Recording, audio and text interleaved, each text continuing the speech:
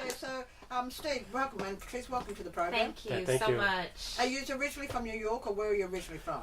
So, I'm from the West Indies, actually. Yeah. So, I'm from the French Caribbean island of Guadeloupe. Guadeloupe. So, it's a former colony of France. So we can get in politics. Yeah, no. And then I live in. I was born there, Yeah.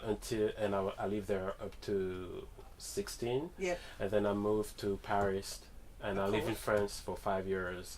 And then I moved to United States when I was 21, and I've been living in New York for the past 14 years. Now, and you still got your great accent there from Guadeloupe. I had another friend, Okay. because I know a lot of people from Guadeloupe ended up in Paris. Yes. Paris, and then they kind of, a lot of them, for I suppose professional reasons, ended up in New York. Yeah. Yeah, I had a very close friend. She did the same thing in the music industry. She went from Guadeloupe to, well, she was 9 when she went to Paris. Okay. And then was in the film industry, and then went back to Paris. Okay. Don't have any French. Okay. Yeah, but still, no, it's interesting, the migration of people, well, Yeah. especially people of colour around the world, where they actually end up, you know. Yeah. You go from Guadeloupe, Paris to New York. Yeah. And there's reasons. there's always reason. We Work, get to it. Yeah, or We get to work it. or creativity. So where does your creativity come from? My father was the choir director at the church, so we all play an instrument. Yeah. I play drums, which is my main instrument. My older brother, Jimmy, is a piano player, classically trained. My little brother plays sax, and he's an arranger. He lives in Paris. So you've got the whole family with this boom, boom, boom every night. Oh, every night. But the thing is, because I grew up in an island, we have room, so Yeah. I had a specific part in the house where I had it was like my little kingdom, and I could play all day and not bother my mom too much. But it was another way for parents to keep their kids at home. Yeah, I mean, I think in my case, I didn't want to get out. Did you? I was just bite by the music, so I was not really interested in just hanging out. I was either practicing or hanging out at the music school with That's my what friends. I mean. That Yeah. control over you. Went out there running amok in the street, you know. Okay, maybe I wasn't aware that I was controlled. So I wasn't aware that I was controlled, Your father obviously. was smart. Your father was Yeah. smart. Give them music, they'll focus and they'll love their music, Yeah. so they'll either be at home or they'll be at music class. Patrice, where are you from? I'm right next door from New York. I grew up in Connecticut. Yep. Yeah, so my family, pretty much from the South. My grandparents came up to Bridgeport in the 50s and 60s. And established a life there. For both sides of my family. My mother's side is from Alabama, and my father's side is from Virginia. So it's probably good that they missed out Chicago and Yeah, went to- yeah, they went that way. Yeah. You know, in terms of jobs and things of that nature. So yeah, that's basically where I grew up, Bridgeport, Connecticut.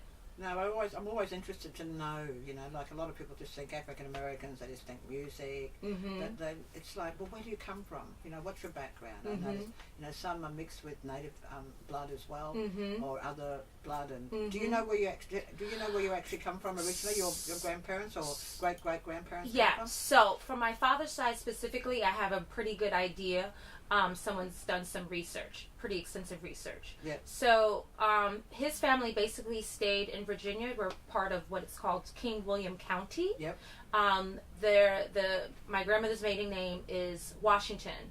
So we're actually descendants from George Washington's You're one wife. of those. Yes.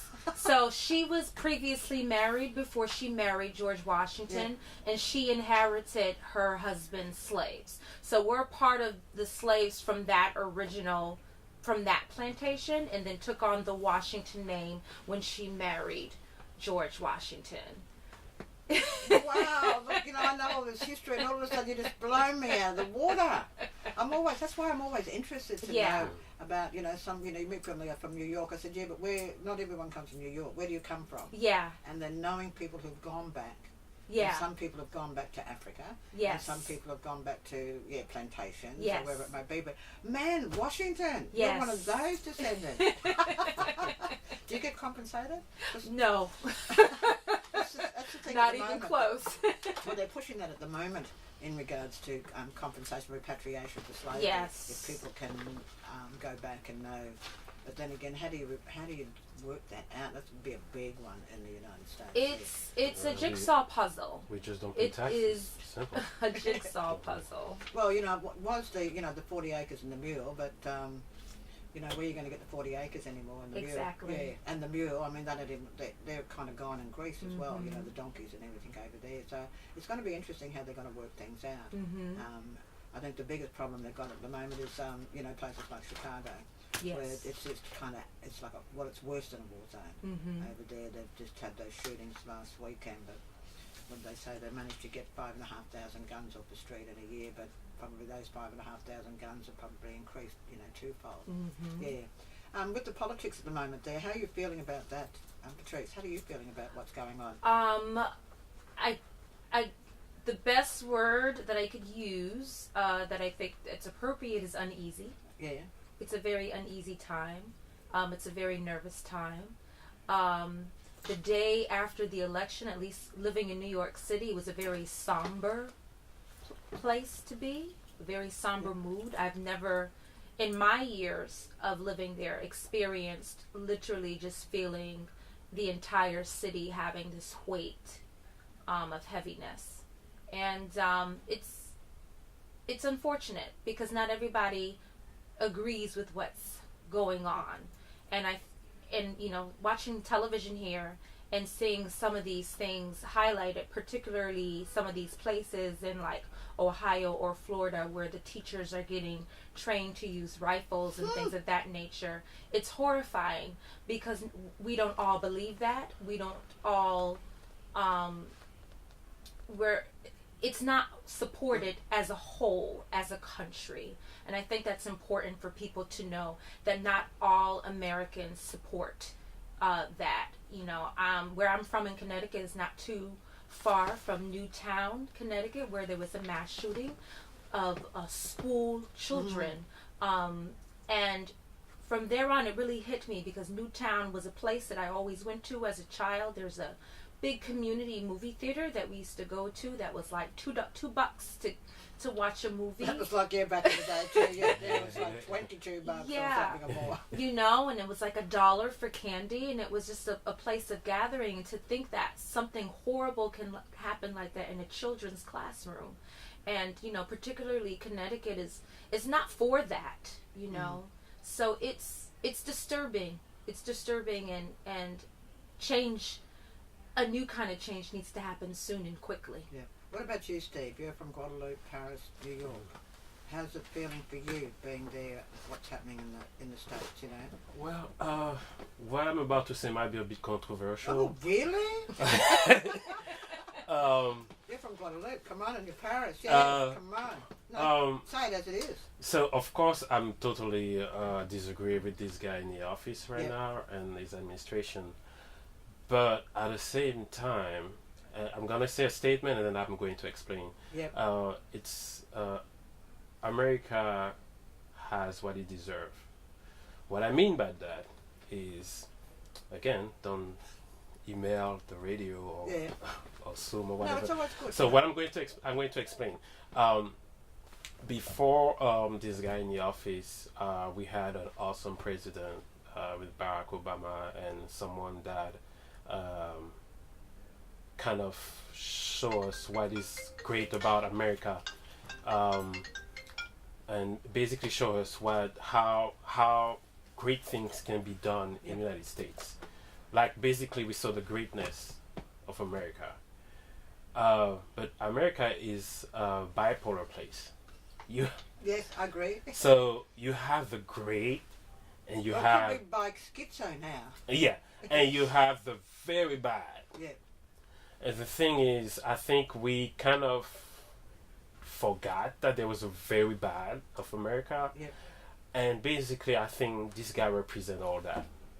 So he represents everything that foreigners might not like about America, and even Americans don't like America. He represents the middle of America. It does not represent the East or the West Coast. It shows us that there are really two Americas. You have this guy here, and you have Obama and even the president president that, even though they were controversial, but it was nothing like what we currently have. Do you think things are getting? Do you think things are becoming? You know, like when Obama was in there, you know, it gave hope to a lot of young people of color there. Yeah. And then the other thing that came along was Black Panther. They kind of gave some more hope for our young, people of colour there too, that everything is possible. Even though we know that, a lot of great inventions were done by people of colour that have been claimed by, non-coloured people, white or Caucasian people, and that there. Is the feeling there, is it comfortable for people of colour? Were you living in New York? Because, Trump Tower's there. Well, New York, Trump City. New York is not really, doesn't really support this guy. Yep. He may have his tower, but New York went after, like you said, after the election. New York was like, it seemed like the whole city got hammered because 90, I can't remember what was the statistic, but 80 or 90% of people did not vote for him. Yeah. In New York City. Yeah, not New York City. So, it seemed like a joke. Yeah, so it was like 10% really maybe. Did, yeah. Maybe had 10% of the vote in New York, but as best. I always think that Trump just went in there after The Apprentice and just thought, you just stir up the whole thing. No one's going to vote for me. Yeah. And then it happened. Yeah. Yeah. And he's continuing with the same dialogue that he did, leading up to it, just as a joke, and it's just really, really sad. So, with your music, now you've got a band called it's Zoom. Was it S-double? Well, it said spelled Sum, but that's what they told me. Sum. Yeah, but it's Latin, so it's. Oh. Now here we go. So it's my French side that kicking in. It's French to Latin. Yeah. So it's not Sum, it's Sum. So it's that. So do you think that has helped you, both of you, and also population, that we've got some great music, but with your music, you say it's hybrid music. It's a mixture of everything together. So does this help you? And when you're out there, it helps other people, have a bit of happiness in their lives? I think so. I think that's part of our mission, as artists, to give people a place of escape and a place of hope, a place of remembering that it's okay to dream, to follow your dreams, and to not get bogged down by this everyday grind, particularly in New York City. It's a constant hustle. And I think what we like to do is supply a safe space where you can stop and just be. For me, the word sum, and artistically and as a society, what I wanted to say is the band is defined by my identity as an artist, or Patrice, or whoever is in the band. What I wanted to say is, if you see in the jacket of the album, you see the Eiffel Tower, you see the Statue of Liberty, and you see now the kangaroo, Australia, the kangaroo, which is a symbol of Australia. For me, I just wanted basically to say that it's okay to be a sum of people, even though it says sum, but the word has to, you can play with the word. So because for me, for example, like you said, I'm from an island, Guadeloupe, and I live in France, and I live in United States. And with the current administration, it seems like they're telling you, oh, you have to be, it's like a black and white world. But that's not the case. Like as much as I can try to define my origins, but I'm a mix of my island, of the French. Whether I want it or not, I cannot deny my French influences. And I've been in New York for 14 years, so I'm pretty much Americanized, and now I'm discovering Australia, and I plan to discover Australians and the Aboriginal and all that. And I think that's what makes us better human beings, just to know each other and to discover all those people and all those different cultures is kind of define and define us. So when are you going to do the song about the Statue of Liberty? The song about the Statue of Liberty. Well, considering it was French, it was black. Okay. And the woman was black. So when are you going to do the song about the real story about Well, I haven't thought about it. You just gave me an idea. So I guess You know, the blackest woman that's standing tall in New York. It's just And she is representing freedom. yes. yeah. That's something that needs to be done on the next album then. So, and we give you credits for it. No, but I've been waiting for it. It's just like I've never heard of anybody writing a song, and especially because you're from Guadeloupe, and then going to France, and then what the French did, you know, for the symbol of freedom with the black woman.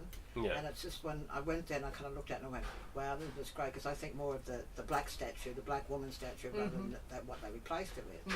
And I just thought, this is incredible what the French had thought about back then to give this statue of freedom, but America didn't want that symbol.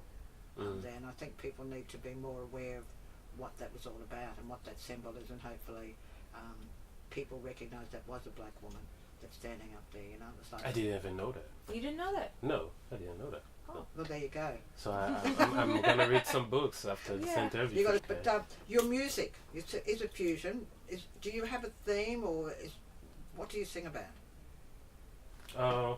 I wrote some lyrics, but I gotta let Patrice talk about the lyrics because I'm so focused on chords and rhythm and technical stuff. So Yeah. So maybe Patrice, you can explain. What do you do all the arrangements? That's right. You do all the arrangement. I write most of the melodies, and there's some lyrics I wrote. And the arrangement, producing part, etc. But sometimes I just don't want to deal with lyrics because I don't have time. Because I do so many. Because I'm doing the management part, and I don't have time to practice my instruments. So do you work with the lyrics as well? Do you? Yes, I do. Primarily, and basically, this particular record, there's a lot of things that we talked about in terms of self-empowerment. Yeah. And that was really sort of what the main focus is, in getting people to understand who Soom is. It's our introduction, and which was very important to him, in which he actually did the writing for the song "It's All Right to Be Me," understanding what Soom is I. Yeah. No, wow. So, how long's the group been together? 6, 7, 8. We're 2019. We're going to our 4th year now. 4th year. Yeah. And already. how many albums do you have out? Just one. Just the one. We had an EP that was that we used for introduction to try to start gigging in New York, and now we have a full self-titled album. So yeah, so the first one. You've got a gig in Sydney coming up this Thursday at the news agency. I like that, the news agency. When I looked at the word, which news agency? Yeah, because I saw the name and I saw, oh, you see, they sell tickets there. You get the tickets, yeah. Yeah. It's the news agency. Now, where is it now? The news agency. I think it's in Piedmont. Piedmont. Piedmont. Yeah, Piedmont. Yeah, the news agency in Piedmont. And you've also got a gig in Melbourne. So, you were in Sydney. You did one at Red Eye. Yeah. Acoustic session there. So you've got one gig here on Thursday, everyone. That's there with their full 6-piece band, and then down at Melbourne they've got I like that one, Paris Cat Jazz Club. Yeah. Yeah. Had you played there before? No, we just last year we just went and just sit down and listen to some bands that were playing there, and I was like, oh, I think I'm gonna try to book my band there, and that's basically what happened. Yeah. Isn't it funny, isn't it? Have you had any good food since you've been in Australia? Oh my God, food. The food here is dynamic. Yeah, it doesn't matter where you go. It doesn't matter where you go. I mean, you guys, this is something we had no idea, but the food is amazing here. Like, we even go to McDonald's. Oh, you don't? We do. Well, we don't do it in the United States, but even the McDonald's is better. Really? In us. Oh, because the you big. You eat the salads and all that too, don't you? No, you're into that. Because the beef here is you eat some good. They eat some good grass, so it's not the same like in the States. They give them powders. You don't know what they eat, so it's different. Have you had any other food? Any other food from around the world? French food, or you just? Yeah, Thai. Yeah. There's Thai every second. What kind of restaurants? Thai. Yeah. So good. Yeah, in Melbourne as well. Like the Asian community, like they brought all of their cuisine here. And it's so good, and you guys, they don't put as much oil in their food compared to in the States, so it's so refreshing. Yeah, no, I couldn't eat anywhere. Yeah. I went to the Time Warner building all the time, went to get vegetarian downstairs, and I found an Arabic place, which was really good. But other than that, And I found a vegetarian, in Brooklyn, but Mhm. it was really hard to find real food. Yeah. You know, and every time I went past a pizza place with those horrible New York pizza slices. Yeah. No, there's some good places in Manhattan. Manhattan, that's about it. Oh, the Mexican, yeah. Yeah, definitely. The Mexican food was that was the kind of the lifesaver for me was the Mexican food. Yeah. Oh, yeah, there's some other places in Harlem. There's some good spots too. Yeah, from Mhm. everywhere. Some great vegan spots too. Yeah. Yeah. No, it'd be good. Look, thank you both very much for coming in. It's really exciting to. I always like to have brothers and sisters coming from across the sea, you know, and finding out a little bit more about not just on your musical side, but how you stand, you know, every day with the politics. And we know that America's, you know, it's going crazy at the moment. And as you said, there's the good, the bad, and the ugly. It's like the movie. Yeah. You know, it's like Clint Eastwood coming into town. But I think that the best thing that came out at the moment was Wakanda. Yes. Yeah, Wakanda. You know, who's going to save the world in the end? Who's going to come back to, you know, to people of colour again, as they say, and that was kind of even more so in the movie. So I really thought it was going to win an Oscar, but they said, oh, it was a superhero movie, and I said, no, it was reality. It was. It was reality, that the possibilities. In the beginning, it was people of colour that developed this globe. So it will be the people of colour who will save the globe. You know? But look, thank you, Steve and Patrice, coming in. Thank you. Enjoy your stay here. Oh, we will. Absolutely. And I've got a song. Now, which one will I play? It's all right. It's all right. It's all right to be me, or is it Power Anthem or Sinking Sand? I guess you can do which one. It's alright to be me. Test the water. Test the waters. How about Power Anthem? Okay, Power Anthem. Yeah, because we're on the station about power. Power. So Power. Yeah. Power Anthem.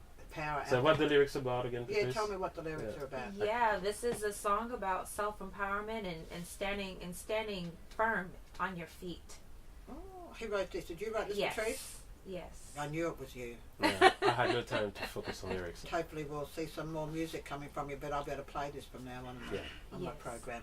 And this is for you all mob here. This is called Power Anthem. It's written by Patrice here on Black Chat.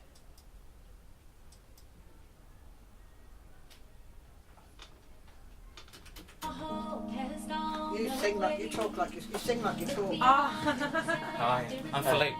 Philip? Yeah, Felipe. Felipe, nice to meet you, Steve. Good to meet you. Nice to meet you. How do the technical Can you production? take a photo? Awesome. Hang out, yeah.